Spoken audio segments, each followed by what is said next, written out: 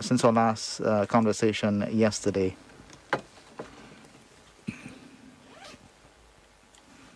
Yes, well, lots of happened as people would have realized this morning. I probably started since yesterday at 6 o'clock. We well, we did that reconnaissance of the areas that had been affected by activity, and noted that quite a lot of the damage effects was limited largely to the western, which is the areas going from Fancy all the way to Rabaca, had not been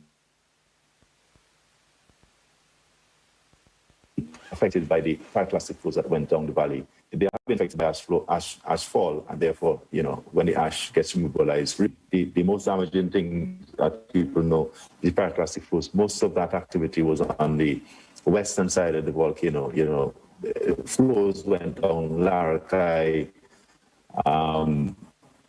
between Larakai and sort of the Duvalay Pond, if anybody know that side. They had some destruction, and then just before Larakai, in Monron area.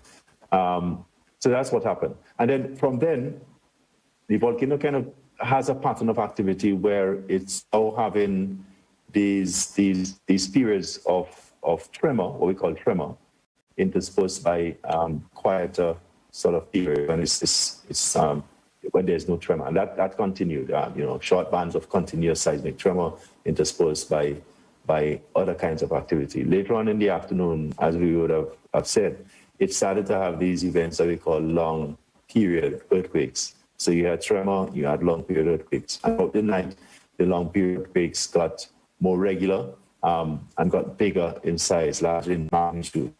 I showed event later on is that when we had a briefing with him this morning, we were saying that our interpretation of the activity, certainly the hybrids, was that it was suggesting that there was some sort of dome growth happening. And if we go back to the sort of model that we were explaining, I was trying to explain last time in terms of what we think is happening, sort of the milk boil over kind of model. What you could think of happening is that this volcano got wind, if there's, you're boiling the milk, and then the froth is the gas-rich part that eventually pushed out what was capping it, which was some material that was there, and it comes through and it pushed that out. And the effusive part of the eruption was it getting 9 days, and it got it out of the way, and it slowly oozed out. But once it got it out of the way, the weight of that magma then sort of capped the froth. So it's like the froth tried to come out, and the pot raised up a little bit, and then it got stopped by the weight of the dome that was growing there. And eventually pressure built up that it pushed through this very vigorous stage of activity, which is the froth, if you think of the frothy part of the milk sort of just bubbling and going up in the air. You have all these, you had a very intense period initially, fine ash that was created. You had these huge plumes that went up in the air and sent. After that, we then saw it getting into a pattern where you started, it suggested that the energy that it had in it was being used up, all that gas is being used up, and that it was beginning to slow down slightly.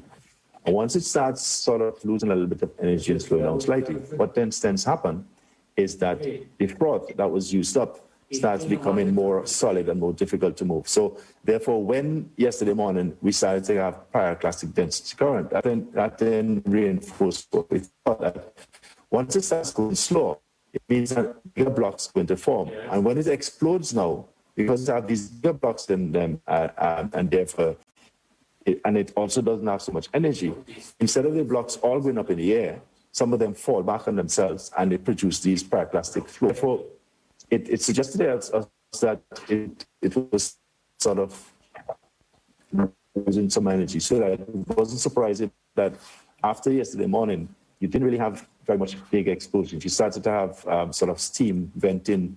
And then later on yesterday evening, we started to have these things we call hybrids. You still had the tremor episodes, and when you had the tremor, it went into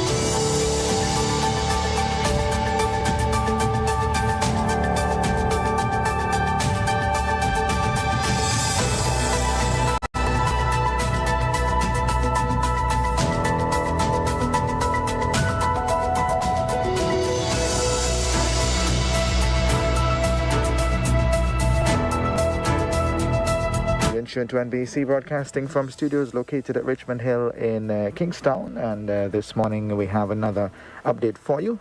Prime Minister Dr. the Honorable Ralph Egan-Zalves is in studio. Joining us by Zoom, Professor Richard Robertson joining us as well.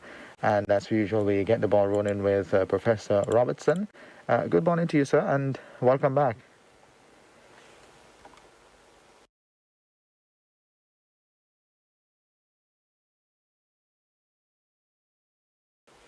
Yes, sorry. Good morning. Good morning. Thank you.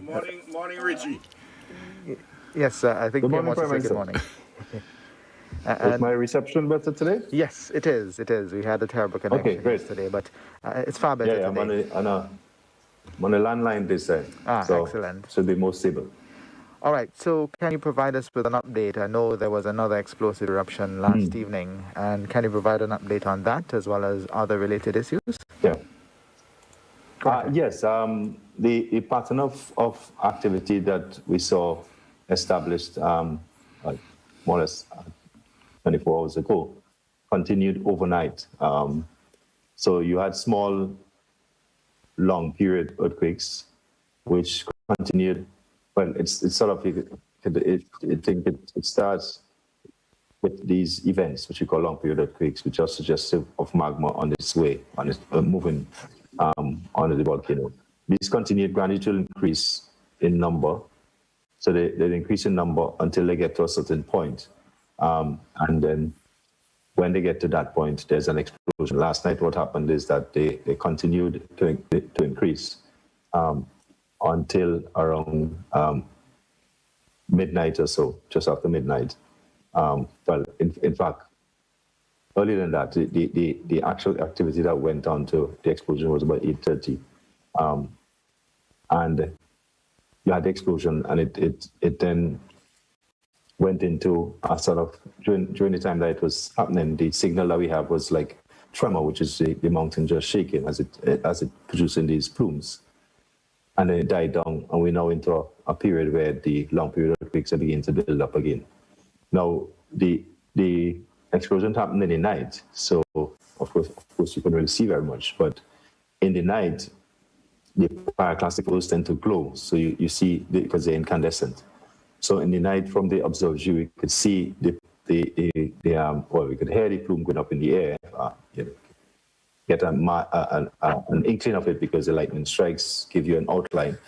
But then we saw when there was column collapse, when it collapses on itself, you could actually see the redness at the base of the column as the material falls down onto the ground. And then you could see the incandescence as a red sort of glow moves down the mountainside. From what we could see where dominantly it went, it seems to have gone mainly towards the east. And given which valley we were looking at from this end at Belmont, towards the east must mean that it should have gone down into the Rabaca. Now, we're not sure how far it went, but given that there were several pulses of it, there wasn't just one flow, there were several flows that went into the upper parts of the Rabaca. We wouldn't be surprised if it gets further down. And it's conceivable that it could have gotten as far as the coastline. That was the main place that the pyroclastic flows went. There was one or two that went towards the western side, but dominantly it was towards the east. So the plume went up, and the explosion ended, and it usually then goes into a period of small, long period events, and then it increases, but the number of events increase, and their amplitude, their size increase. Given how long it took to get to the last interval, so the last time it went from between 6:30 and about 8:30 was the interval. About the interval between one explosion and the next was about 12 or 13 hours. And given that the interval between that explosion in the morning yesterday and the one before that was a bit less than that, it's clear that there's a pattern now of increasing intervals. The intervals between the explosions are increasing. So the activity continues where we'd expect you have periodic explosions like you did, and that the gap in between them will continue to increase. And it's conceivable at some point that you will stop having the explosions and you could have a period of quiet. Now, we don't think that it's ended yet. And even though the period where it's quiet coast for a long time, I don't think we'll be convinced that it's ended. And it's possible that at some point you could start again with some more explosions, like you've had before. But generally, we wouldn't be surprised if the pattern from now is one where you would have periods or episodes of explosive activity interspersed by periods of quiet activity. Quiet for people, but not so much for us, because we will see activity in the trunks. Yes, so of course we trusted to keep an eye on that for you. The Prime Minister is here and waiting to join us. Richie, there are a few questions I want to ask you from your presentation. Yeah. Now, in relation to the pyroclastic flows, whether they go on the west or on the east, Right. I take it that because those on the west, even though you say they were more on the east this time, some still went on the west. Yes, we get the impression that one or two went to the upper parts, certainly on the west, yes. Okay. Now, and they're crossing, essentially, though they may traverse some new paths, they're traversing also existing paths. That's correct, yes. The events before, certainly yesterday morning, there were quite a few that went towards the west. So the ones that went towards the west last night would have used similar paths and been traveling the deposits that the other one had laid down, yes. No, assuming the energy of these pyroclastic flows to be roughly the same. Yeah. When they traverse in the existing paths, presumably, from what you had said, the paths would become clearer for the pyroclastic flows to go further because they would have removed obstacles hitherto. Yes. Yep. Is that reasonable? Yes, that's correct. It's two things. When the flows go down the valley, what they essentially do, apart from basically killing the vegetation, certainly low-lying ones, the taller trees, the stronger trees might survive some of the PDCs, but most of them will get destroyed. So it's destroying the resistance, first of all, that you had to any kind of movement. And then also, it's putting down some deposit, it's laying down material. So what ends up is that over time, the valleys, which might have been very steep, becomes very shallow. So when the other one comes down, it doesn't have that much resistance because the valley itself is causing some resistance because of the shape of the valley. Eventually, what it's running on is a flat plain. And in fact, quite a bit of the plains that we have along the east coast, east coast, in fact, Georgetown, for example. If you look at Georgetown, it's a nice flat plain. A lot of that is what we as scientists will say are a pyroclastic fan. It's a fan of material that was laid on by a pyroclastic flow. And that's the kind of topography they create. They create sort of smooth, evenly spaced topography. So that when they run it now, there's a smooth, even part. And therefore, they don't need to be as energetic. So the first one that came down might have a lot of energy and reach all the way to the coast. The next one that comes down doesn't have to be as big as that one to get to the coast because it's now running on something that is much easier to run. It's almost like it putting on a road for itself to run on. And once it has the road, well, it can go as fast as it wants to go. In fact, it can reach the sea and just skate onto the sea and go a little bit further. Now, in relation to the flows, and you say now easier to get to the sea, even if the energy is less with the flows. Yeah. And when they go into the sea, something which I want to know, and I believe the listeners would be interested in knowing, do these flows follow a straight line or they spread out? And what is the extent of the spread? Right. Yeah. Okay. So when they go into the sea, what's going into the sea? The pyroclastic flow consists of material, bigger blocks, as bouncing along the ground. But it also has a part of it above it that is rising, that is hot, like a dust cloud that is moving. And then it has a part on the side that is riding, surging on the side. So it's almost like if you're sending a tractor down the road that has a lot of loose material and it's kicking up a lot of dust. Now, when that hits the sea, the heat because it's so hot, the heat of that material boils the top of the water. So the top of the water starts boiling.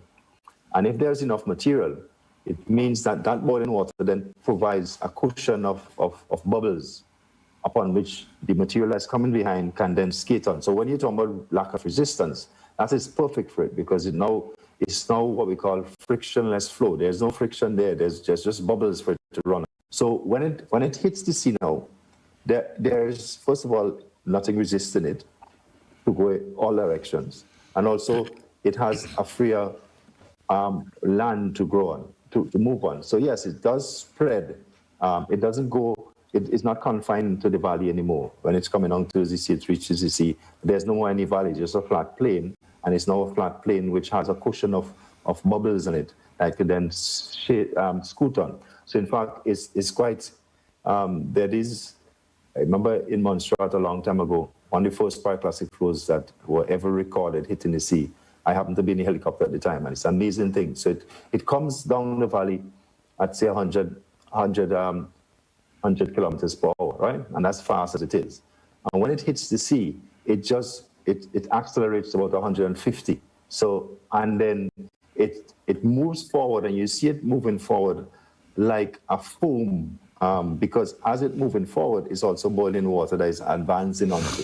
So therefore, it moves faster in all directions, and it moves very quickly towards anything that is in its way, really. So that's why when we think of the hazards from pyroclastic flows, particularly in islands like ours, we can't think of it as just being on the land. We have to think of it as also being extended outside beyond the land. So all the valleys around Soufriere now, all the land around Soufriere now, given that it could put pyroclastic flow down any part and could reach the sea fairly easily, all of those areas now you have to consider that there must be a buffer outside. There must be a mile or two outside the landmass, where you now have to consider that the red zone extends, the area that you could be affected in a bad way. So, you know, if you have a boat in those areas, if you're fishing, and I know some people fishing, you know, off Soufriere and things like that, you don't want to be close to shore and thinking that the land is always dangerous. Now, the shoreline close to it is dangerous, because things could come down the land and shoot towards you, and you won't be able to get out of the way. Do I understand, therefore, when you say the headlands, these pyroclastic flows, their spread can appear as though they're in a sense they're coming back to the headlands? Yes. It's just, I mean, if you think of it,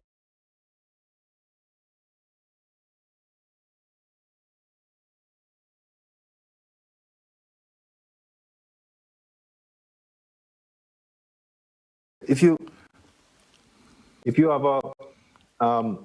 okay, so a flow is coming down, and it's coming down and it spreads out. If it spreads out, and this is, to put my finger, is a headland, it could easily spread out and get around that headland, so that it's possible. In fact, one of the concerns now that we would have would be, you know, people, for example, if anybody is living along the coast, anybody still in say, Fitzhughes and Chateaubriand, now that we have seen, and I think in the report, we've reported that the pyroclastic flows have reached the sea in the wet Wallaboo. For people who don't know who the wet Wallaboo is, as the first river you pass, if you go into the volcano on the leeward side, after you pass Richmond. Now, if it has done that, it means that the next one that comes down doesn't have to be so big to, first of all, reach the coastline. And if one of the same size come down and can reach the coastline like this one, it will go further. It doesn't have to go that far. If you think of the geography, it doesn't have to go that far for it to be able to get around the barrier, the headland that is between Chateaubriand and, well, Fitzhughes and Richmond. There's a very small headland there that you could get around. And if it's big enough, all it needs is enough material for it to have enough. It's more the mass of the material and the speed at which it's going. If it's big enough, it can actually get eventually into the coastal areas at Fitzhughes and possibly Chateaubriand. That's why those areas now, given what it has done at this point, and it got to the sea yesterday morning, and that the April 13th, the early morning eruption is what brought it to the sea. It's gotten to the sea now. I wouldn't be surprised if it puts other stuff down there that it just would be a matter of time if it doesn't stop for it to curve around. It will then start burning the headland, first of all, get around forward and slowly move inland and possibly get to those areas. So those areas have become much more risky places to be in. And so they potentially then, Richie, you're saying potentially structures which are close to the sea in yes. Fitzhughes and in Chateaubelair, potentially they could be adversely affected. Yes, potentially they can be. And in the same way, if you take on the other side now, I'm not sure if it reached Rabaca, but if it reached Rabaca, it means that it can get to Langley Park. To Langley Park, to areas like that, you know, the way of the airstrip and those yes. places like that, which are, it wouldn't be very difficult for it to do if it's reaching the sea already, because that's just a flat plain. Essentially, once pyroclastic flows come out of the mountain and the valley, once they come out of the valley, they just spread in all directions. And if there's nothing stopping them, the only thing that stops them is the amount of energy they have. If they have enough strength in them, if they have enough material, they will just keep flowing. And in fact, we know that for a fact because the whole area of Georgetown is a product of exactly the same process that is happening now. They were created, the land that you have, the Langley Park in Georgetown and places like that, were created from pyroclastic flows. So it's just creating more land as it has done in the past. So those areas are all dangerous and shouldn't be places that people should be. Once it's erupting as it is now, once the eruptions, you have the potential for those areas to be affected, and you shouldn't be there. Let me ask you some other practical questions. You say that you wouldn't be surprised that it would have gone, given that there are flows now on the northeastern side, and from what you have seen, it went to Rabaca. You don't know how far down it has come. Does it? Right. The way the geography is configured, and the way in which these pyroclastic flows go, can we have the pyroclastic flows coming down to, say,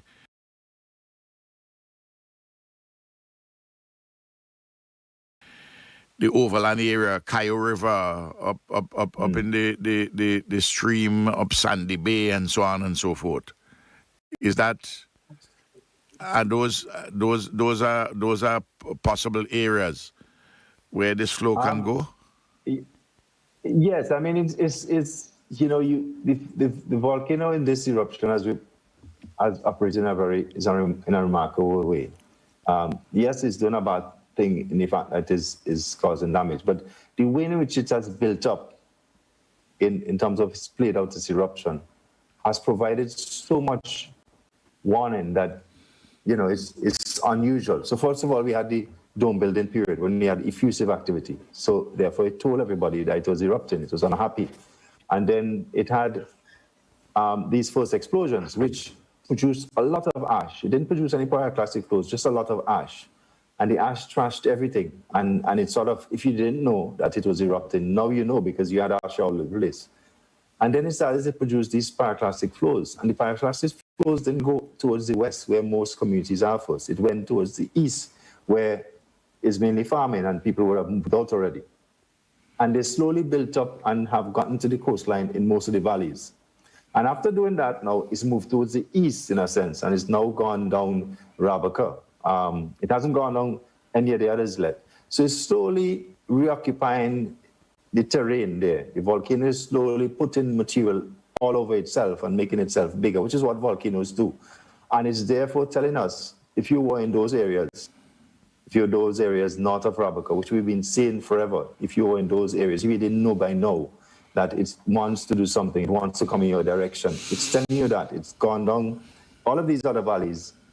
It now wants to go it's going down Rabaca. It's just a matter of time before it moves north, as you said, the Cayo River, Warabishi, and affecting those areas further north. So it's more than enough time to get out. I think I think one of the things that worries us who monitor the volcano, the team here and the team at Seismic, and all of us who monitor, one of the things that we try to do is make sure that people get the warning so that they don't get killed. And it really would be unfortunate if people are still there and after all of this, they get caught in there. Because if you get caught in a pyroclastic flow, yeah, it's not a nice thing. I don't want to scare anybody, but it's not. I'm obviously alive, so I don't know how to die like that. But I know from what I've studied, I've seen in the field, it's not a nice way to go. So you don't want to do that. You should get out if you're there. No, let me ask this: the Coast Guard has been moving up to the east for the 5 days, and I could talk about that later. And we have taken out persons from Oya. Yeah. Given the shifting to the northeast of pyroclastic flows, and you say that there's a potential for it, to use your word, to occupy the volcano and to occupy its terrain or reoccupy it. Mm-hmm. And given the fact that it can go out to sea with a particular velocity, particular speed, particular energy, for the Coast Guard to go in at Oya, is that becoming more challenging? It is. I think, fortunately, we have recognized certain patterns. At least at this present time, there's a certain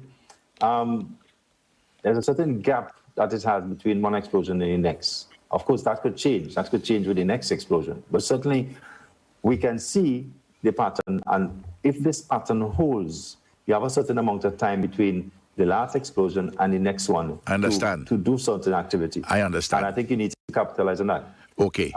The other thing, too, is that one of the things I've always said is that one of the things I always have a problem with, personally, I mean, I'm a scientist, but personally, is that, you give people all this warning, and then some people will say that, okay, I have made a decision that I will stay where I am because I don't want to be killed by something else. I have chosen that I would be, if I am to be killed, and I've spoken to people in Chatterville and I had this conversation, who said that, well, I choose in that if I'm going to be killed, I'm going to get killed by the volcano, not by something else, right? That is okay, that's fine. The problem I have is not so much with that, is with the fact that if something happens to you, you get injured inside there or you get stranded and you now want to come out, somebody like the Coast Guard, the very people that you're saying have to come in and get you, and they then have to put themselves at risk. That's the problem I have, that no matter what, we will always try to rescue people that do that. And I have a problem with them doing it because they're not so much that they're putting themselves at risk, but they're putting other people. And which is what is happening now in the context of the Coast Guard. I think there's a window that they could use, but if the pattern changes, then the window goes and then you can't use it anymore. So now is your chance. I keep saying that the volcano is amazing. It's giving you so many chances to save your life.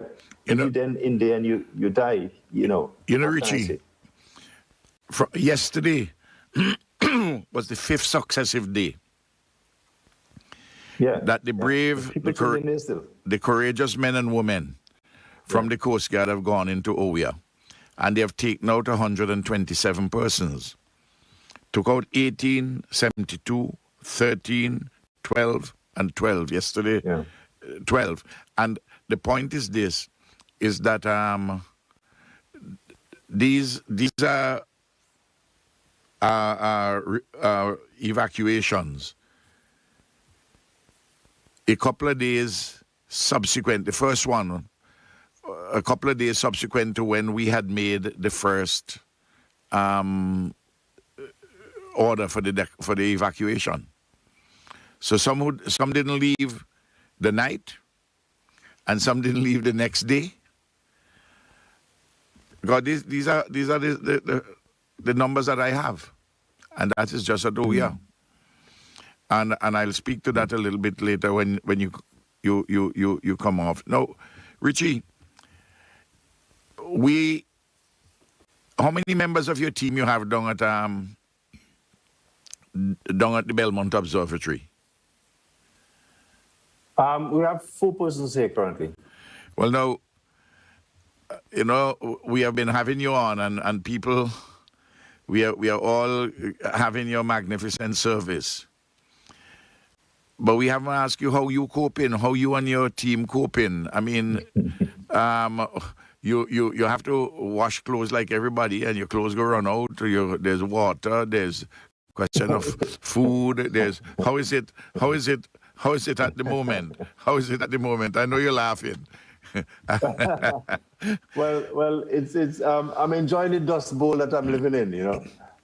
It's a dust bowl down here. I mean, it was raining. It was dry yesterday, so there was dust all over the place. You couldn't get out of the ash yesterday. And if people know where Belmont is, we're between Chatabele, we're between Chomoko, and Rosal. So we're in the thick of the ash and the thick of everything else.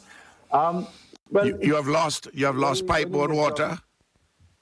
Yes, and we lost pipeborne water. When did you lose that? So. This morning, in fact, I think I had my last shower for a little while. Well, not even shower. I had to use about. But you have drinking water. Yes, we do. The NEMO has been quite good in terms of providing support. So they make sure we have supplies and we have water. In fact, they preemptively brought drinking water yesterday, so we have quite a bit of water, but we don't have running water. So yes, you're right. It's a challenge. We have to figure out how to wash clothes and do things and do routine things. So I think we will have some discussions further with yourself and with Nemo in terms of what kind of support we need. But if you're in this business, it's not the first time I think most of us have done this kind of thing. I could tell you lots of stories about Montserrat. And I show my good friend over there, Mr. Stewart, who's in the room with me, who's the seismologist, will tell you stories about Rubal. So if you're in this business, that's what we do. We understand that, you have to operate. You have to be hardy in terms of how you operate. You have to be accustomed to taking care of yourself and roughing it out and things like that. When we do this, we are conscious of the fact that there are people who have to be evacuated. We know that it's not easy to be in shelter. So, we provide enough service, but we know that other people have it even worse. So in a sense, we'll do what we have to do it as best as we can. But the team here is just a small component of the team that's providing service here. We have a lot of support in Trinidad, in Montserrat, and we speak to people overseas all the time. We have had a lot of collaborations with people overseas in terms of satellite imagery, in terms of data, in terms of discussion of ideas and things like that. So, it might be a little bit tough for a certain time, but we've done it before, and I think most of us, if you're in this business, you have to be a little tough. You have to be able to, rough it and it doesn't go on forever. But we're interested in what we're doing. I think most people in this line of work, you can't be in it unless you like it, unless you want to serve people, unless you want to, you have to be interested in science as well as you have to be interested in the application of science. And in this field, it allows you to see what your work, the impact your work has in real people. So in real ways. And I think for us, that's what drives it, that that, it's hard sometimes because you kind of have to make decisions that is really tough, but you tend to focus on what the science and what the mountain is saying really, and give your best estimate. And if you focus on that, then the other things, it's kind of tough, but you're rolling it and you adjust and you put a smile on your face and you say, all right, we can deal with that. I inquire from time to time from Garth, and this morning I inquired. I have to inquire about your pipeborne water, and he told me that Rasto reported to him yesterday evening that Rasto from Rose Hall. Right. Yeah, I know Rasto one. Yes. The source which you get water from there is from a tank. Is up Jack's Hill. Okay. No, I don't know. We actually occupy a compound which has a huge tank in it, but we don't actually get water from that tank. Okay, but apparently the eruption caused a disruption to the line. Okay. And okay.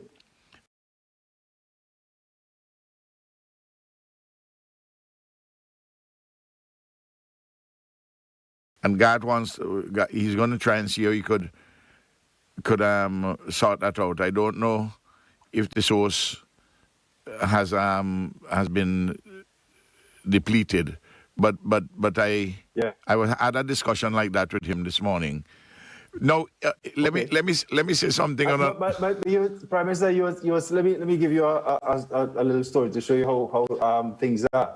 You know, as I said, I think in this current situation, every person and animal having a hard time. One of the things that was sort of tough to see while we're here is the amount of stray dogs that having a hard time. I've seen a couple of them, and we now have a pet hog that comes along every day to get access to some of the water supply. So the animals having a hard time. So you know, if we're having a little bit of a hard time, we'll be okay still. That peg hog probably has a fairly high IQ to come by you for water. Yeah. Well, we're planning that. We're planning that if we run out of food, you know, we have something which your colleagues would tease you about, and your wife would also tease you. I've been advised that because you're on television and you're on YouTube all over the world and so on, and you're such a handsome fellow, and you deliver this thing with so easily, and you explain it to people in St. Vincent and Grenadines and overseas, that there are now persons texting one another and sending message, well, I have to get a date with this man. People all from overseas. I know your wife will not permit it, and you're dealing with the professional work. But I'll focus on it. I'll focus on it. Yeah. I want everything else. I want TC. I want TC from Montserrat, who is there with you. I know he will rib you. I know he will rib you about it. And your colleagues down at St. Augustine. Yes, of course. Well, as Caribbean people, you know, we have to have humor in the work which we do while we do it very seriously. Now, there's one footnote I meant to ask you yesterday. Yeah. You said that when you did your scientific excursion northwest, and you came down, northwest, and you came over the top and came down north. Yeah. East, all the way down to Georgetown. That the area which remained green was Fancy. Is this because of that big mountain between Soufriere and Fancy? Is that the protection for Fancy from that standpoint? Yes, it is, and I'll just say that, you know, people see it as a mountain that is separate from Soufriere. It actually is Soufriere. It's part of Soufriere, because Soufriere was actually once upon a time a much bigger mountain, and part of it sort of had a big eruption sometime in the past. I mean, many years in the past, and destroyed a part of itself. And inside of it is what the Soufriere that we call Soufriere was built. When you say many years, you're talking about hundreds of thousands of years ago, millions of years ago. Yes. Yeah. So that remnant of that wall that now protects to a large extent the Fancy community is what is providing that barrier. Because what happens is that to get into Fancy, you have to get over it. And the pyroclastic flows would have a hard time getting over that ramp. So though it's protected to a large extent from the flows, you might have some surges, the sort of dilute part of it, and you might have some bombs, and you have a lot of ash. But that's the main thing that you have. But the flows, which would really destroy everything, they are likely to get to Fancy. So I wouldn't be surprised if there's one place where, you know, there's not as much damage as other places would be in Fancy. Now, let me ask you this. Is that barrier also making it, because you said it looked green, it means that less ash would probably have fallen there?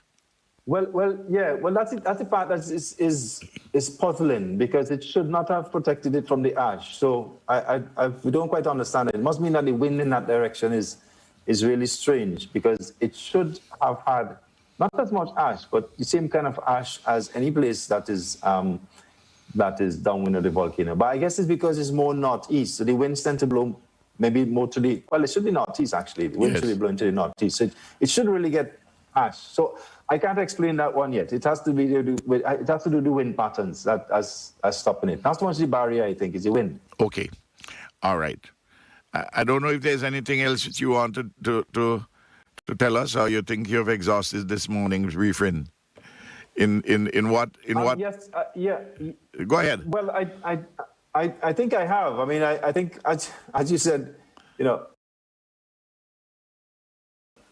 I mean, I'm glad that people listening to us, and hopefully at the end of it, Vincent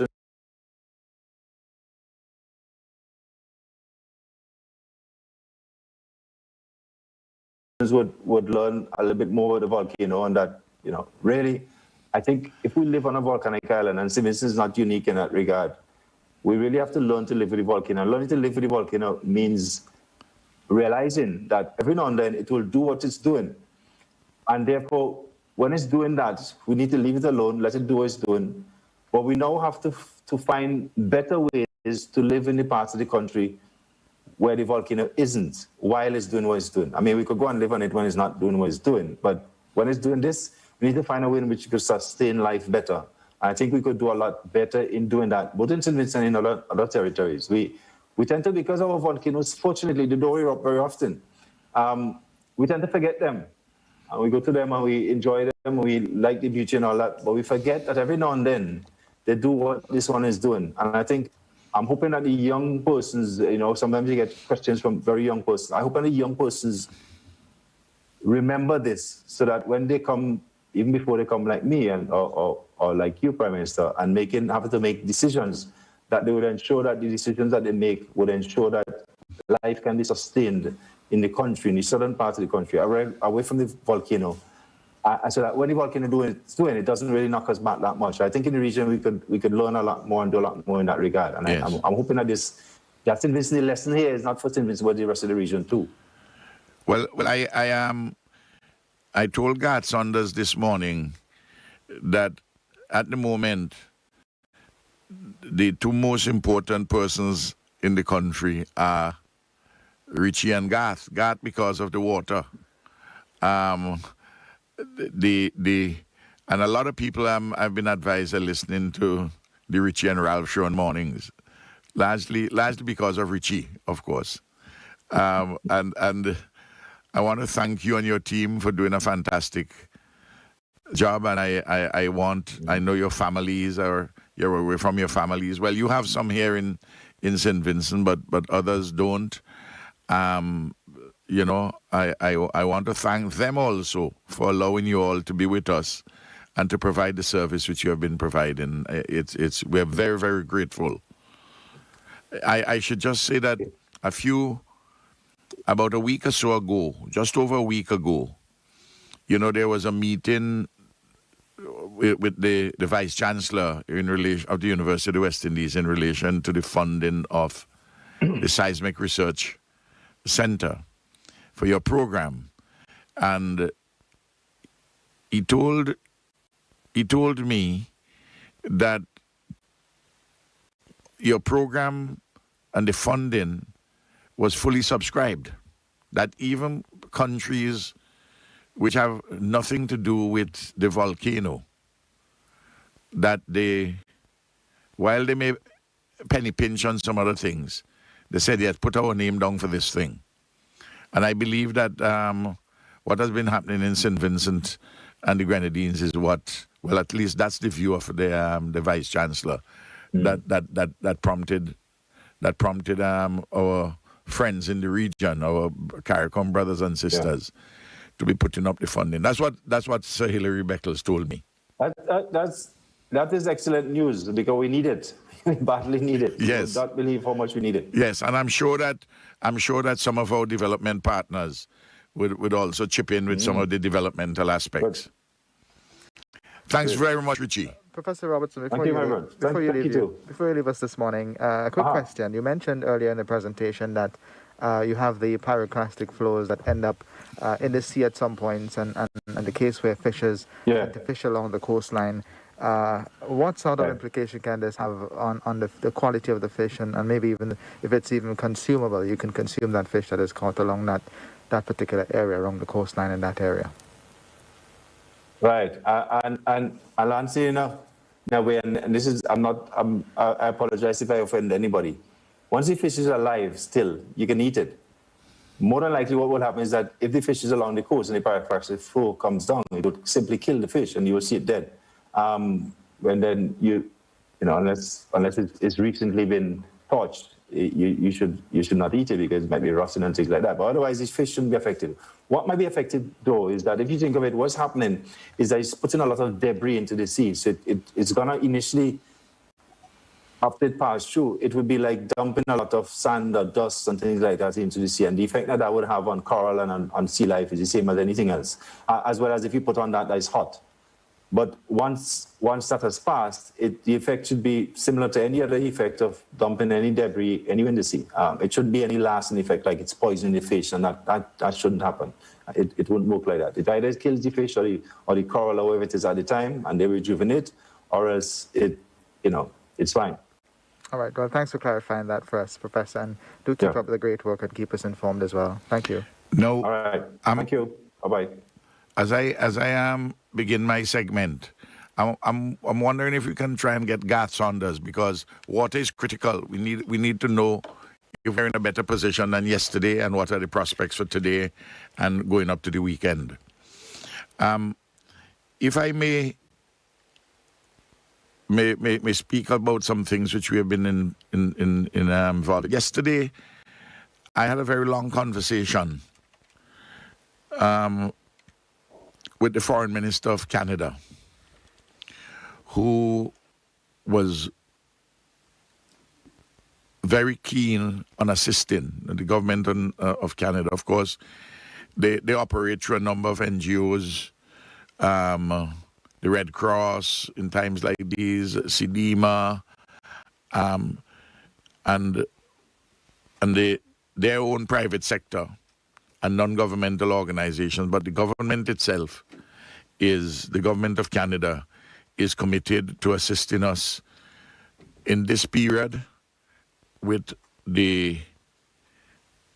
relief, but also to continue to partner with us in relation to recovery and reconstruction. Garth, you're here, so thanks.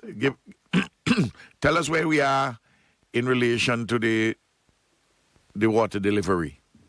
Yes, thank you, Mr. PM, and good morning to our listeners. And just before we begin, to Mr. PM, I just want to add the gratitude that we have at CWSA and on behalf of Intentions to Professor Robertson for his contribution to where we are thus far, and to say what a very good program, a lesson of instruction we had this morning. Geography students must be smiling. I hope they make use of that information. Okay, so PM, our situation is getting better. We are now on a more solid road to recovery in terms of restoring the water supply system. Apart from the 4 systems that are in the red zone, the 4 systems meaning Oya, Sandy Bay, Fancy, and Hermitage, the water supply systems are generally back on and currently up to about 70%. Including Jennings? No, Jennings is out. Jennings is one of the 3 systems that are currently being worked on to have them restored. Jennings, as you know, supplies the entire windward coast from Byra to Diamond. Byra in the north to Diamond in the south. The Perseverance system supplies Georgetown proper from Overland to Chester Cottage and Georgetown. And the Hermitage system is on the leeward side, and that supplies from Richmond to Mount Wynn. So that system is critical as well. The problem with Hermitage, both Hermitage and Jennings, they can get back up, but we have to have access. You have to have proper access, and then once we get in, there's a lot of cleaning to do because there's a lot of damage to trees and along the access roads that have to be cut and moved out of the way so that we can get in. and have the systems restored. So we are working on those two systems. The Perseverance system we'll leave for last because that is in the red zone. But we'll do our best to get that back on. How are we coming? How are we coming in cleaning getting away the trees and so on in the roadways going up to both Hermitage on the northwestern side and Jennings up in the Jennings Congo Valley area? Yes, well, we started on the Jennings, and we are almost through with Jennings, but the Hermitage side, the Hermitage intake is actually just between the orange and the red zone. Yes. So that's a problem for us. So we will have to do that. We are going to try to start sometime today or tomorrow to get in there, but it's really in the red zone. You can, it's not a definite line, but it's in that vicinity. So we would have to, be careful and see how we can get in and get that system up and running. It means, therefore, if you say that Hermitage is the one which is going to be done, say, after, from your analysis, after Jennings, Yeah. it means that Barley and Curtains become important focal points for water delivery. Yes. What are we doing? Because if you, from what you're telling, and we will come back to precisely the areas where you say have tap water, even though we know the supply would be fragile, it will, and you had made the point yesterday, it's not infinite, and have challenges given the nature. We have a volcanic eruption, and we have the dust, and all the rest of it. Now, what are we doing? Leyu is on a different system. They use a separate system, a separate spring source. Leyu is Big Gut and related areas? That's right. So the Leyu source supplies Leyu proper and some of Buckaman. Okay. So that we are talking now, as you say, from Mount Win. Well, the main areas which are habitable there are Barley, Curtains, Walilabu. That's correct. Good. Yeah. And we will come to the prisons in Belial just now because we have to have specificity in this business so that people who are listening to know. Of course. How are we getting water to Barley? What is our plan at this very moment as I speak to you? Okay, the plan for Barley is to continue trucking water to Barley from Pembroke. It's a two-pronged approach right now to truck water from Pembroke and from Leyu into Barley. And also, we have been successful in securing vessels to be able to go into Barley this morning, so we can offload and be able to efficiently truck water in Barley from a shorter delivery point. When you say vessels with water from where? Vessels, okay, we've had, and I will just make a little diversion in terms of our bulk water, because we are very happy. We are very happy that we received several pledges and several arrangements for bulk water. Bulk water meaning water from ship. As Yes. I mentioned yesterday, we got water from the Logos Hope, which is a boat that was in the harbor for a couple of months. They gave us a lot of water before they left. Yes. Then some investors in Kanawan arranged for a boat to bring up both bottled and bulk water, and this was coordinated by one Storm Gonzalez. Then we have 28,000 gallons from the Mustique Company, coordinated by Carlos Williams. That is already in the Kingston port.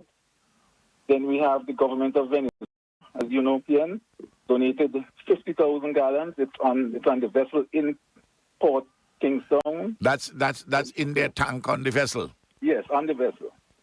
The problem with that is that the discharge capacity is not as fast as we would like it to be, Okay. but we will do our best to get things off. Okay. We also had assistance from Dowasco in Dominica, our sister company, cases of water, and they are sending 2 collapsible bladders from Dominica. They're sending them by what facility?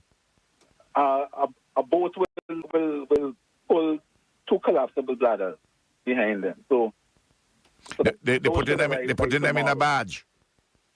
No, that's a collapsible bladder that will be floating along. Okay. The vessel. Or yes. the bladder is tough enough to take Yes. the journey. Okay. Yes. And then the Barbados Water Authority also sends shipments of bottled water via the Barbados Defense Force. So once vessels come into St. Vincent, we are diverting some of them down to the leeward side and some to Kingstown to assist us in improving the logistics and cutting down the distribution time. So while you're dealing with Hermitage, Yes. what? We'll deal with both Hermitage and Jennings at the same time. Okay. I just wanted to make it clear. Okay. We have different teams. Yeah. Okay, but let us. We will come to those shortly, because this discussion is probably the most important discussion in terms of supplies. The people in Barley and also at the shelters in Barley, including the big shelter at the secondary school in Central Leeward, at Peter's Hope.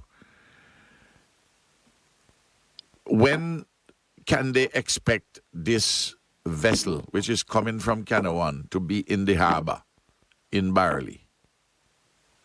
In speaking to Bishan last night, Bishan John of the Port Authority, he indicated that it should be there sometime this morning. Okay. So we will have, yes. But would you have trucks there Yes. immediately Yes.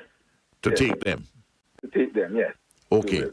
Yeah. All right. In addition, of course. We'll be focusing on the shelters and the schools and the important facilities, in addition to the residents, of course. But No, because what happened is this.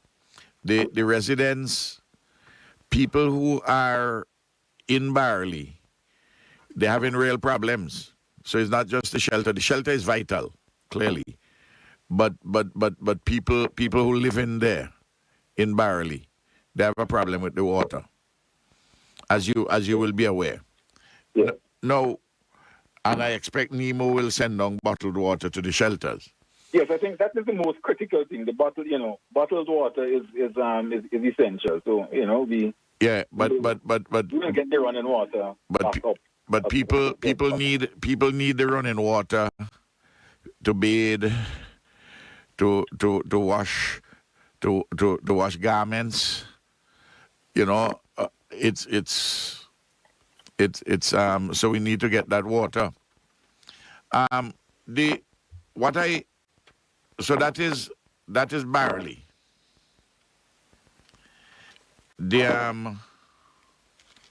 Let us address what is happening on the areas in which we now have. You say you have an improved situation outside of the red zone and the problem of Hermitage and Jennings, which you are working on. What are the systems which we have up and running, and what is their capacity and where they're supplying? Yes, okay. Well, we have, as I mentioned, all of the systems outside of Jennings, Hermitage, Perseverance. The biggest system in the country is Dalloway. The main system is that supplies just about 38 to 40% of the population, and then followed by Jennings and That supplies South Leeward and Kingston. Yes, from South Leeward all the way to Calico.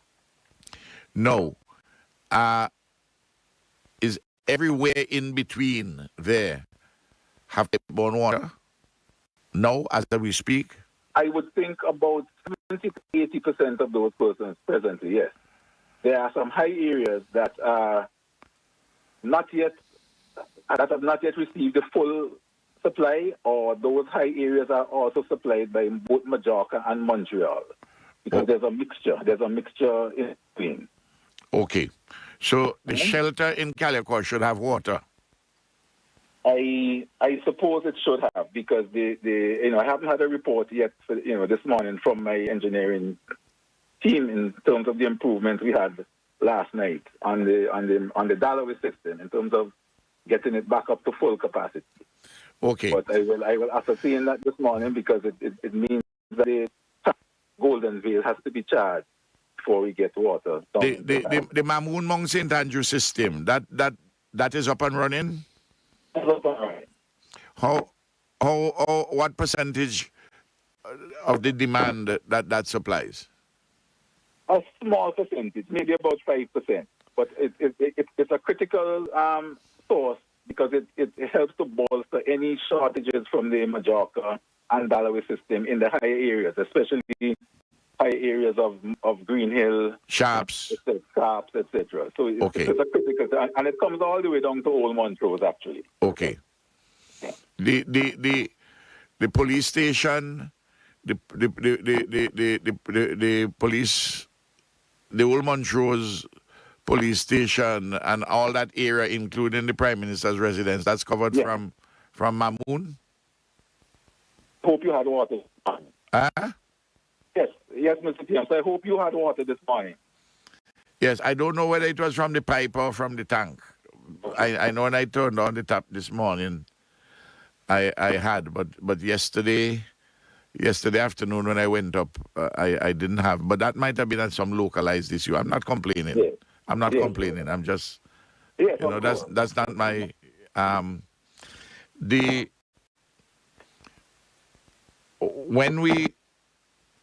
what about inside of Mespo? Because places like Lacroix and Acres don't have water. Right. So as that was the report yesterday. As I speak to right now. Yes. What we have done overnight is to start getting the Montreal system back online up to full capacity. It is now at 60% and climbing, because we were only relying, prior to yesterday evening, we were only relying on the spring sources at Montreal, but we were able to add some additional sources to that. And hopefully, before the end of the day, things should improve, and we should get the Montreal system back up to its regular capacity, which would help out with Mespo and the Acres system, the Acres area as well. I know. It's a gradual improvement process. I know I'm driving you hard, and therefore your workers, and I know you're doing a very good job, and the workers doing a very good job beyond the call of duty. But you'd appreciate that I'm inundated with calls and both are. Yes. We both are. and also, the humble African informers this morning to Frederick Augustus Stevenson. Same thing, places like the inland places like we were raised last time, Adelphi, Simon, New Prospect. Yes. Those are all areas on the Jennings system, and those areas will be serviced today in a more focused manner. Now that we have Peruvian, a lot more areas with pipe-borne water. Peruvian Vale, Yambu, Calder, Carapan, down to Diamond. Yesterday I made the point that those areas yesterday were supplied with a finite amount of water from the storage tank at Jennings. So that storage tank has now been depleted. So we have to redouble our focus. Oh, and I must mention importantly that we have completed all of the pipe work to restore the spring at South Rivers. So reconnected. And we'll be able to supply Park Hill and South Rivers and some areas just south of that. The old spring which we were talking about? It's the spring, the spring above River Ford. The old spring? Yeah. Well, Chris Ralph in New York would be very pleased to hear that. Chris, if you're listening. Yeah. and Chris had called to remind everybody that was not used for some time. Yes. So we have to do the quality checks and complete the final tie-in this morning, and then we'll put that back into commission. So that means South Rivers and Park you will have from that old spring. We'll have some relief as well, yeah. Okay. Yeah. Praise God. We get in there day by day, sweet Jesus. Yeah. You see, the CWSA staff, Mr. PM, I know you thanked them yesterday, but they continue to work every day to try to get this system and work day and night. So it's we just hope the public understands what it is we are doing. We are doing makeshift measures, and we are trying to restore the more permanent systems as well. So it's a varied approach, but we are just doing what we can to short the time. If you were to taking out what we call the red zone, yes, what capacity do we have at the moment? What is the extent of the capacity overall? How much you think? We are at 60%? Yes, I think we're at 60 and 65. And yesterday we were there, but then it was fluctuating. But I think we are on a little more solid ground today than we were yesterday. Okay, that's. So we're consolidating what we have restored so far and getting things. Okay. And I also want to mention, Mr. PM, that we met with administratively, we met with a PAHO WHO consultant, Adriana Vlogman, yesterday at CWSA. He brought with him some test kits and chlorine tablets to assist us with water quality. And yes. He was also able to consult with his colleague in New Zealand, Carol Stewart, from the School of Health Sciences in Wellington University, in Massey University in Wellington. And as you know, New Zealand has this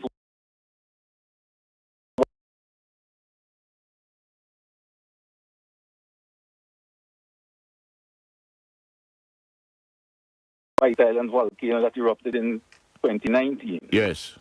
And the information and advice that he gave was very useful and encouraging to us because, he gave also advice on the cleanup of volcanic ash. And it revealed that a lot of our concerns about the short-term chemical quality of the water would be alleviated. They were alleviated by what was sent to us, and they still recommended that CWSA should still embark on its own independent validation of what the experts said. Clearly. As you are, all the water which is sent in bulk, you test it to make sure that it's... Testing them before, exactly. Yes. And we are sending some samples to Trinidad as well, to CAFA, to have them analyzed. And there's another lab in Trinidad that will do some water quality analysis for us. I want to... I want to ask I just get additional messages here. Bellevue, in the Connery area, they haven't gotten water for 3 days. Yes. And Green Hill hasn't been with water for several days because they're supposed to get from Mamoon, Green Hill. From Majorca. Yes, from Majorca. So we will fine-tune the connection between Mamoon and Majorca sometime today so that they can get, because the Majorca system was interrupted yesterday because of water issues, because we had some rain up there. Well, I will tell you this. Mm-hmm. As I'm talking to you, Bonham, Belvedere, and then Trigger Ridge up Sharps, Redemption Sharps, Kingston Park. Those are the higher elevations that I indicated. Their systems or their supply will be restored gradually. Clay Valley. It's a gravity-fed system, and they are at the higher end. Clay Valley, Chapins, Hopewell, Top Edinburgh, Southwood. Very good, very good. So we'll have that. Prospect, target them. Lomans, Great House. Now, I want to say something to you, Garth. There's an important social consideration apart from the water need and the question of solidarity, which we must keep going. Yeah. For instance, you have a village like Chapins, which haven't had water for a few days. Running water. Yeah. Well, even other water too. There's been a problem. So what? Talks have been in the top area, Mr. Pierre. Oh, well, I didn't get that. I think you're referring to running water, yes. I didn't get that report. But what happens is this. There is Kaliakwa. Calico has 120 odd persons in the shelter. And we have to take care of them because we brought them there. But so the people in Choppins, some people are saying, and this is elsewhere, it's happening.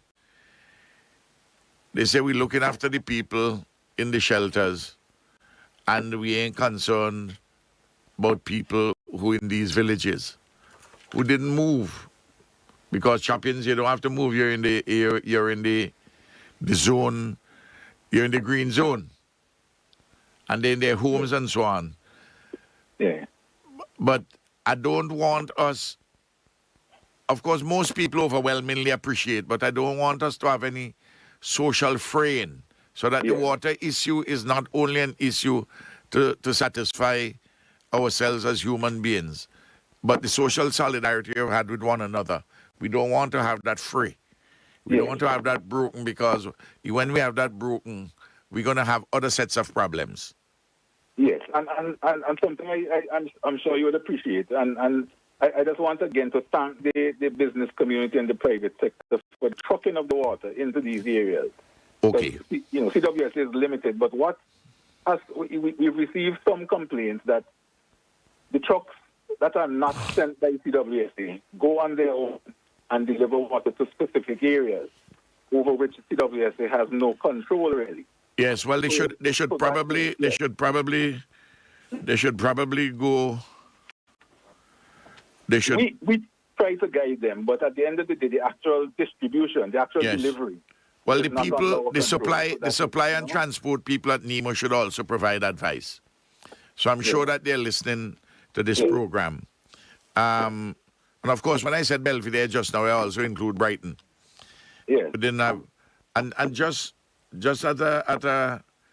have to remember, 705 NBC radio is on all day, and we have to make sure that they have water too, because they're performing an important service. Now, the thing is this: what about since we have private dialysis facilities and we have the public one which has come from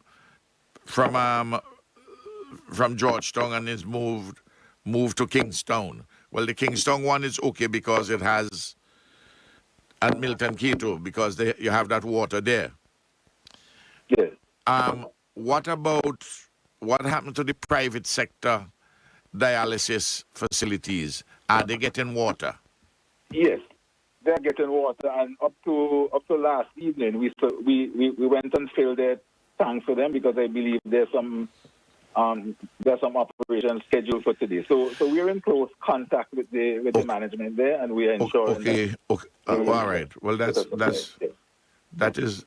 is good news. Now, what about the bakeries have gotten water? Because bread is a cheap source of sustenance. Yes, I believe some have gotten the main ones. I'm not sure about all the bakeries where they are, but certainly once they call and they request, we give them the priority. And similarly, you know, we have, in addition to the shelters, we have a number of, people who cook at some shelters, like those tuck shops for secondary schools where people are, and certainly in the primary schools where we have good kitchens because of the school feeding program in the primary schools. But in addition, we have hired to make sure that food is delivered on a more timely basis. In certain areas, we have hired caterers. And they obviously need the water also to cook. So that this is I'm placing many burdens on you. Yes. Because there's no other way else I can place it. I hope I'm big and broad enough to bear them. All right then. No. Okay. Okay. I don't know if there's anything else which you want to tell us on water. Not much else on water. I just wanted to add, though, the other branch of CWSA, the solid waste. Yes. We have increased the collection service. We have co-opted more trucks into the system to be able to more efficiently remove solid waste from those facilities and the general area. Okay, well, that's very good news because I was concerned about that. Yes. So all right. that's about it. Okay, so Thanks. we'll continue with the challenges. And I said the main thing is to get those sources that are out, to get them back up as quickly as possible. We thank all the private sector and the regional and international bodies that have been assisting us. And we just want the public, again, to continue with their forbearance for a little while longer. We are doing our best. Okay, PM? And the delivery is by the trucks? And delivered by the trucks, yes. Okay. So, to those areas that are not presently supplied with pipe-borne water. Yes. Now, thank you very much, Garth. Okay. I want, if I'm sure that they're listening to me at the office, Carlos James could go ahead and lead the discussions, Angie, with that meeting. I will join it at some time, that Zoom meeting. Because there's some things I need to finish here. There's an international meeting and connected to a number of entities, including some regional and global tourism entities. But I will be there shortly, Carlos, and you can go ahead and lead the discussion from our part. There are a few things I want to just mention. Well, I was reporting, just as Garth started, I had a good conversation with the Canadian Foreign Minister. I was talking to the Americans yesterday. We had a very good conversation with the American ambassador. And I continue to all over the world, the various agencies. I'm in touch with our people in our UN office, our diplomats elsewhere, and they're working. I'm told that the fundraising with the imprimatur of the government from the High Commission, our High Commission in London.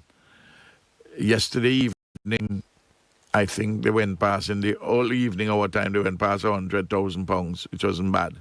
In fact, which was quite good. And there are others. Then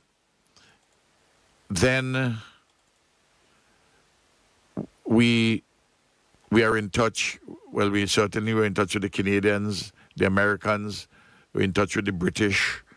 The French are bringing some supplies today actually, and they're having people coming up additionally. I just want to talk a little on the security question. We have 50 security personnel from Trinidad on the ground. And we are getting, coming in, but maybe today, tomorrow, we are having 40 from Barbados under the RSS, 30 from the Barbados Defense Force, and 10 others, and 10 from Grenada. We do not as yet have what you may call a security problem. I received a security briefing this morning from the Commissioner early, which reported, broadly speaking, that the security situation overnight was fine.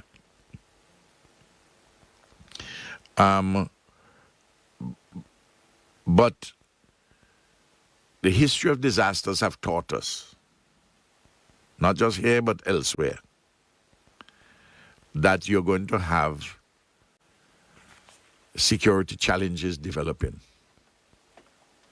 For instance, we got reports yesterday and we intercepted 2 persons that we got intelligence that there were persons who had arrived at a particular area on the leeward side of the island, which has been evacuated. The intelligence was that they were to break houses and to take people's important valuables and put them on boat and go elsewhere and sell and so forth. Well, we were looking for 4 persons. We got 2 persons. And we have those persons. We didn't find anything with those 2 persons whom we have, but we have we're trying to develop our even better in these circumstances, our intelligence network, and the court has been tremendous work. So that I don't want the dengue problem we have, the volcano problem we have, that I have on top of it, is security problem. So I have to head that off. And that is why I'm getting early in the day, and if need be, I will get reinforcements. I'm determined that such persons do not have space to function. Then, and I want to thank our police officers, and they're doing a good job. I also want to thank the prison officers for stepping up. And there is a solidarity also among the prisoners in everybody working together. That's what has been reported to me. Of course, you will always have 1 or 2 betwixt and between who may create difficulties, but let's not dwell on those. We deal with those as they, and I have systems deal with that. A big issue which we have, as of day before yesterday, I didn't get the number yesterday evening, I'll get it this morning. We had nearly 3,000 persons who, through hundreds of places that they had gone, private homes, to seek refuge. People, friends and family, taking people. We are continuing the registration. I'm sure the numbers it gone up to 4,000. Okay, well, Dion is now telling me it gone up to 4,000. I'm not surprised that that is the case, because there are more persons who are in private homes than we have in shelters. And as persons will know, we had long expected that a next phase of this support system would be individuals who are in homes, private homes, who need support packages. But unless we know, we are not going to be able to make the arrangements to help to supply. So I want you to continue to check NEMO. There are persons who, like a family called me this morning from Barley, and I said to them, well, they wanted some food. I said to them, well, the nearest thing to do is to go over to the shelter, at the biggest of the shelters, and one I happen to know the shelter manager, to say to her at the Central Leeward Secondary School, I want some food for myself and the children. But we have to make sure that this is done in a structured and organized way, because you can't go and just deliver to individual homes. And there's a system which is being devised for this, and for delivery of support.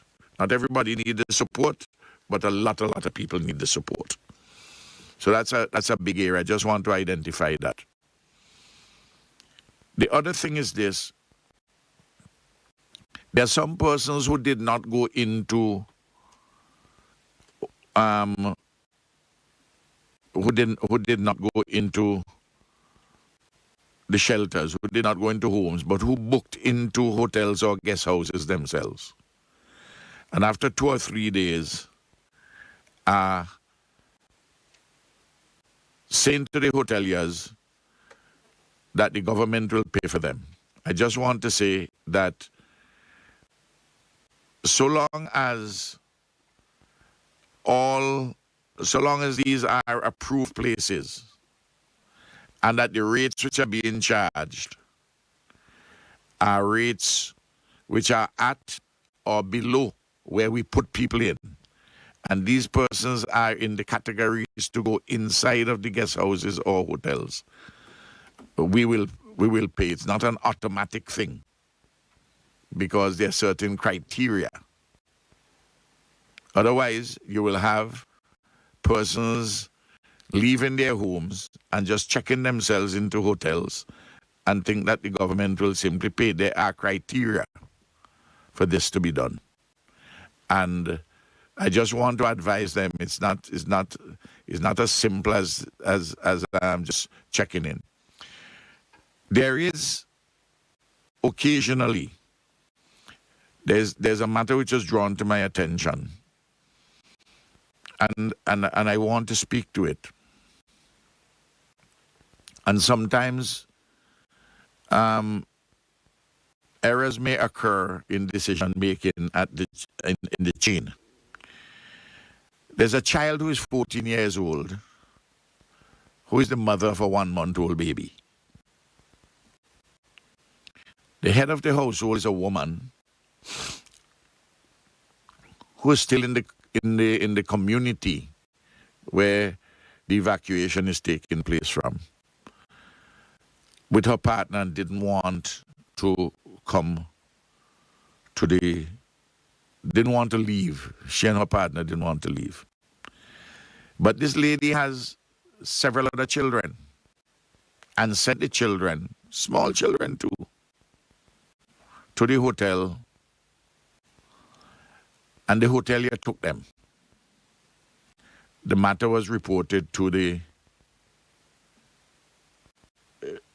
relevant entity within the NEMO structure. The head of the household, the woman who finally decided that she would come, because you can't leave a 14-year-old child who has a 1-month-old child. I'm not addressing the question here yet as to whether that matter had been drawn to the attention of the police. I don't know. But I'm dealing now with the fact which is before me.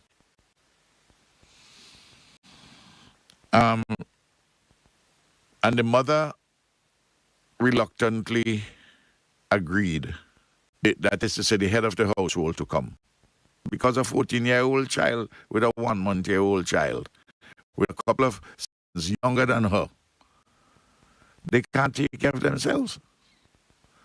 But the mother decided to come, finally, the head.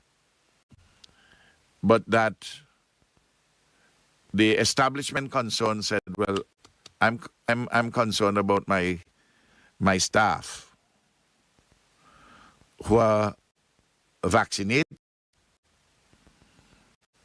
The children, the 14-year-old and those younger, can't be vaccinated. But the mother, who's the head of the household, would come. Say, well, if that person is not vaccinated, we're not going to have that person there. So the children are there, including this 14-year-old mother. And the decision was taken somewhere in the structure to put all of them into a shelter.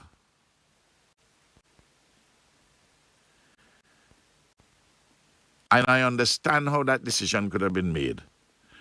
But what should have happened there is that they should have been taken to a guest house which doesn't have any staff and which isn't so the hotelier would not be worried about anybody infecting members of their staff. and to put the requisite support systems. And I think it's being corrected this morning. But difficulties like these will arise. But when they arise, let us not make them a cause célèbre. Let us sort the problem out with good sense and good flexibility. Because that 14-year-old child who is a mother with a 1-month baby and with siblings below her age, I am sure that family would have been in the system at social development. It is difficult to think that family would not have been, and I expect that it would have been. In fact, I'm pretty sure. No.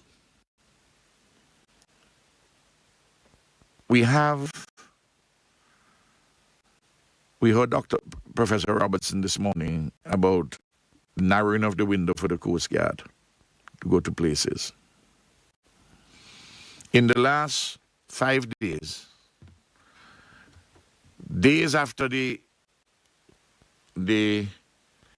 evacuation order was given, we have still been picking up people at Oya. As I said, yesterday was 12, the day before that was 12, the day before that was 13, then 72, then 18. So those 5 days, we have 127 persons. There is a young man, 19 years old, I don't know him. He had some challenges mentally. And the matter had been drawn to my attention. And day before yesterday, I had the Coast Guard go with 2 of his uncles to pick him up. But somebody up there who was remaining persuaded him to stay, and he didn't come. Fortunately, the day before yesterday, 12 others came.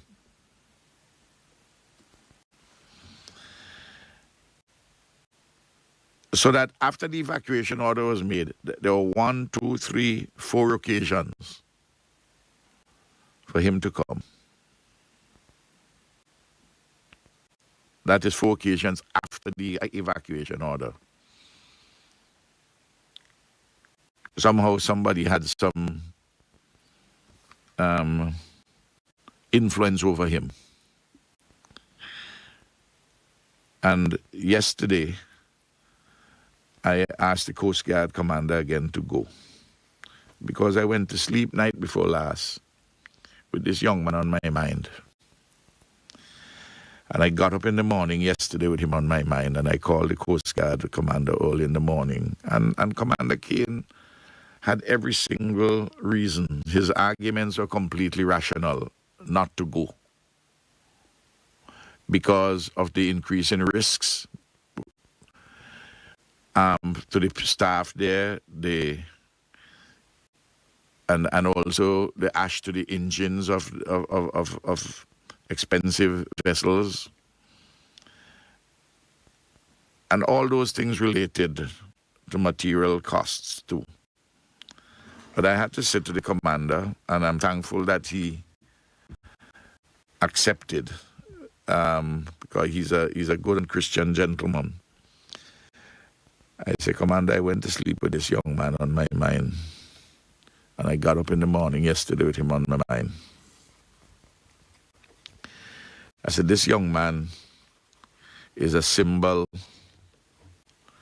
of our humanity. And it is a manifestation of our love and solidarity to go for him. And it is an essential ingredient of our hope and our faith. And thankfully, yesterday, when we went, we got him out. And 11 others came with him. Now, they are still, we have had to send on the leeward side also, even by road, to Rose Hall. And we are getting those who, either persons who had left elderly ones or persons for one reason or the other don't want to come out. But the window is narrowing sharply. And given the pyroclastic flows, for heaven's sake, leave. If you are over in Fancy, or in Point, or in Owea, or in Sandy Bay, or wherever you are, you get to Owea, and somehow if we get to know, and given the cycles, the pattern which of these eruptions and the prospects of the pyroclastic flows, we have narrow windows. Please, I am asking you, do not risk anymore your life and your limb. We have done well in having no deaths, no injuries. We love you very much. We want to help to take care of you. Now, yesterday, for instance, on this 12th, and you could see why the Ministry of Health is very concerned about doing the PCR tests and also doing our rapid antigen tests and doing and doing vaccinations, because we are in the time of COVID. One of the 12 persons yesterday is someone who is historically, from some 2 weeks ago, just over 2 weeks ago, we have the record that he was tested positive. But we couldn't find him to test him again. Even when the community health services went looking for him. Well, he's one of the so to speak. We have to know, well, we tested him now, we don't know the results. But we have to, all those who are on the vessel would have to be tested, and if there's any problem, then there's a question of the contact tracing at a time like this. This is why, for persons who are encouraging people not to test or not to take the vaccine, they are irresponsible. There are persons who are refusing to test. I'm not reaching the stage yet of vaccine. Well, how can we meaningfully control the pandemic in a situation like this? Even though you don't have symptoms, half of the people who test positive for COVID don't have symptoms. So it is vital that we continue to do our testing. 3 days ago, as you know, it was reported that down in the Pembroke district, which involves South Leeward, there were 12 cases of COVID. Thankfully, it doesn't appear as though, thus far, the analysis, that we have had any spread, wider spread from that group, those individuals. But we have on our hands, in relation to COVID, something which can get completely out of hand. Because in addition to the shelters, the persons who are in homes which used to have 3 persons, now have 5, 7, and 8. I can't overemphasize this too much, and we have to be responsible. This is not now a question of for us to return to normalcy and the economy and all that. This is now the question of taking care of ourselves and our neighbor being everybody else. Because in addition to the volcano, if we allow this, if we are not strict on the COVID measures, we are going to have, more than likely, and I've been advised of this by the chief medical officer, outbreaks. And we can't afford to have that at any time, and worst of all at this time. And what the knock-on effect that would do to the health services and the like.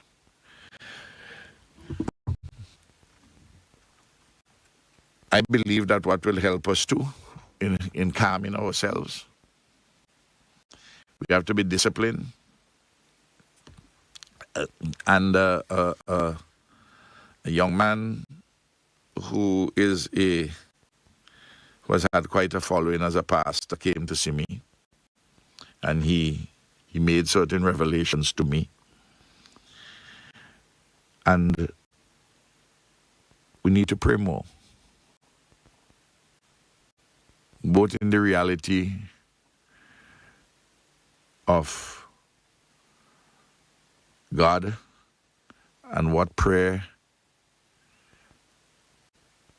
an earnest prayer which goes to Him, a sincere prayer which avails much. But when you're praying also, it puts you yourself in a frame of mind when you are likely to be more disciplined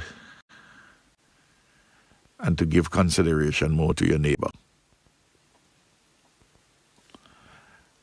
There's much more to be said, but I have to go. This has been a long one this morning because of what we had to get from Professor Robertson and from Garth. We continue to do our work, be strong, be calm, be disciplined, and we thank all those who have reached out in the Caribbean to help us. Thank you very much, and may Almighty God continue to bless us all. Thank you very much, Prime Minister Dr. the Honorable Ralph Gonsalves.